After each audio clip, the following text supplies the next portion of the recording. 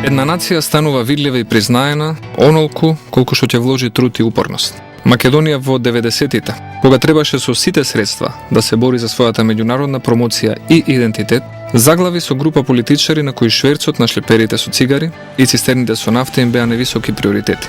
Заради таквата неодговорност, во 92-та година не заградија совизниот зид. Македонскиот човек стана еден од најизолираните во Европа.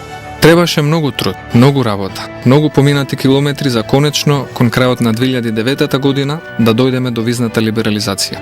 По 17 изгубени години, македонските граѓани се ослободија од чувството на затвореност и непожелност. Го вративме достоинството на македонскиот човек.